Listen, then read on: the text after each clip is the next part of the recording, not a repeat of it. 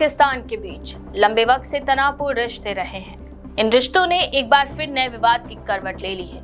ये विवाद इस बार किसी सीमा विवाद, किसी सैन्य झड़प या कश्मीरी से जुड़े किसी राजनीतिक बयान से नहीं, बल्कि भारत के रक्षा मंत्री राजनाथ सिंह के द्वारा दिल्ली में दिए गए एक भाषण से शुरू हुआ। सिंधी समुदाय से जुड़े एक सांस्कृतिक कार्यक्रम में उपस्थित लोगों को संबोधित करते हुए राजनाथ सिंह ने कहा कि सिंध की धरती भले आज भारत का हिस्सा ना हो, पर सभ्यतागत रूप से वह हमेशा भारत से जुड़ी है। अभी भी भारत से सिंध को अलग करने की बात को स्वीकार नहीं कर पाए हैं। न केवल सिंध में बल्कि पूरे भारत में हिंदू सिंधु नदी को पवित्र मानते थे। सिंध के कई मुसलमान भी मानते थे कि सिंधु का जल मक्का के आबे जमजम से कम पवित्र नहीं है। राजनाथ सिंह के इस बयान को लेकर भारत में भी तरह तरह की प्रतिक्रियाएं देखने को मिली।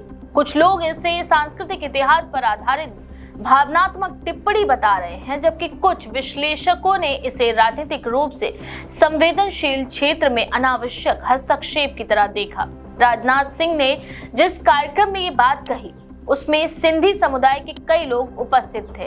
उन्होंने कहा कि सिंधी हिंदुओं की सांस्कृतिक स्मृति में विभाजन की पीड़ा आज भी ताजा है और सिंधु नदी की धरोहर को कोई मिटा नहीं सकता। उन्होंने ये भी बताया कि सिंधु सभ्यता केवल भारत की नहीं बल्कि पूरे उपमहाद्वीप की सांस्कृतिक पहचान का आधार रही है। उनके मुताबिक सभ्यताएं सीमाओं से बड़ी होती है और कभी कभी इतिहास खुद अपना रास्ता ढूंढ लेता है। उनकी इस टिप्पणी का एक विशेष राजनीतिक संदर्भ भी है। बीते कुछ वर्षों में हिंदुत्व की राजनीति में अखंड भारत जैसी अवधारणाएं लगातार चर्चाओं में रही हैं। कई दक्षिणपंथी समूह पाकिस्तान और बांग्लादेश को ऐतिहासिक भारत का हिस्सा बताते रहे हैं। ऐसे में एक वरिष्ठ मंत्री द्वारा दिया गया ये बयान पाकिस्तान के लिए सिर्फ सांस्कृतिक टिप्पणी नहीं बल्कि एक संभावित क्षेत्रीय दावा जैसा सुनाई दिया। पाकिस्तान ने इसी आधार पर इसे विस्तारवादी मानसिकता कहकर खारिज कर दिया।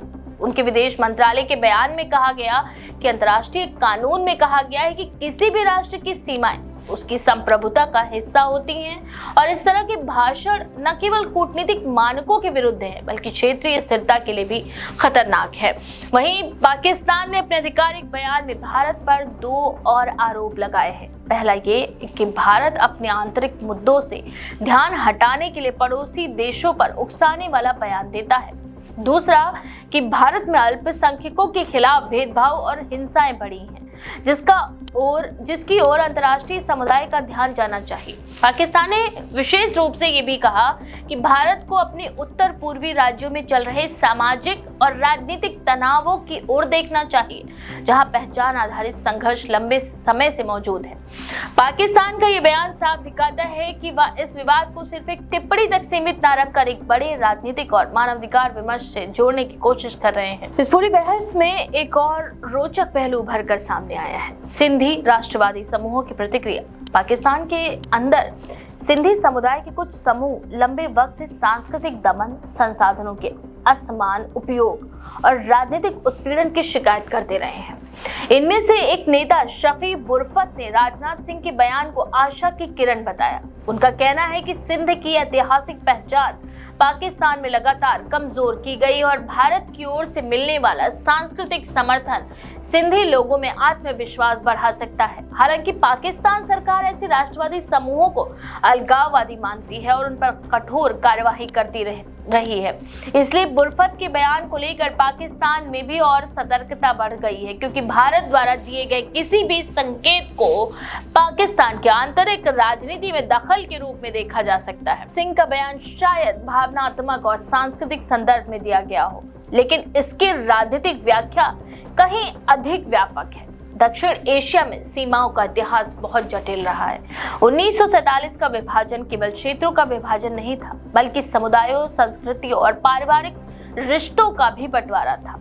आज भी भारत और सिंध प्रांत के लाखों लोग आपसी रिश्तों, भाषा और भोजन से जुड़ी साझा विरासत का एहसास करते हैं। ऐसे में जब कोई वरिष्ठ भारतीय मंत्री सिंध वापसी जैसी बात करता है तो वह केवल अतीत की भावनाओं को ही नहीं बल्कि आज की राजनीति को भी प्रभावित करता है। पाकिस्तान की प्रतिक्रिया के स्वर से स्पष्ट है कि वह किसी भी रूप में भारत की इस टिप्पणी को हल्के में नहीं ले रहा।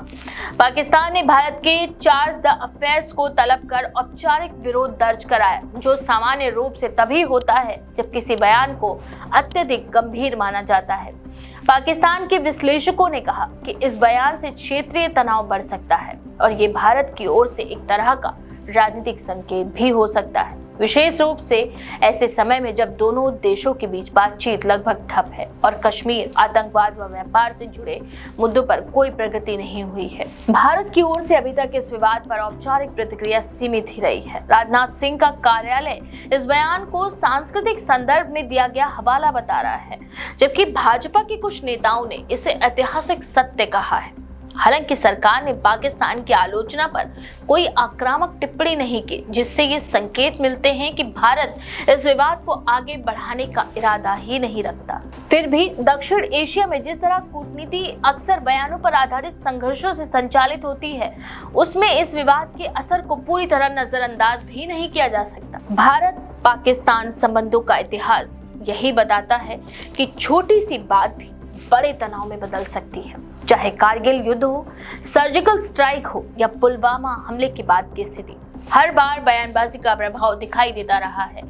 इसीलिए राजनाथ सिंह के इस बयान ने न सिर्फ वर्तमान रिश्तों को प्रभावित किया, बल्कि दोनों देशों के बीच भविष्य की बातचीत की संभावनाओं पर भी एक प्रश्न चिन्ह लगा दिया है।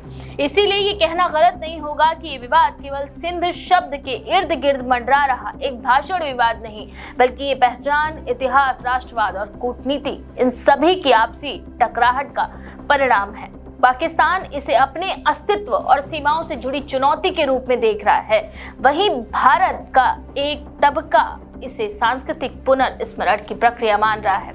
दोनों पक्ष अपने अपने ऐतिहासिक आख्यानों के आधार पर इस बयान की व्याख्या कर रहे हैं और यही वजह है कि विवाद इतनी तेजी से राजनीतिक महत्व का विषय बन बैठा है। आगे स्थिति किस दिशा में बढ़ेगी, ये अभी तक साफ नहीं है। संभव है कि आने वाले दिनों में दोनों ही देशों के बीच इस पर और प्रतिक्रिया आए, राजनीतिक बयानबाजी तेज हो या मुद्दा स्वतः ही शांत हो जाए। लेकिन इतना तय है, स्पष्ट है कि राजनाथ सिंह की एक टिप्पणी ने दोनों देशों के बीच पहले से मौजूद अविश्वास को एक बार फिर उजागर कर दिया है।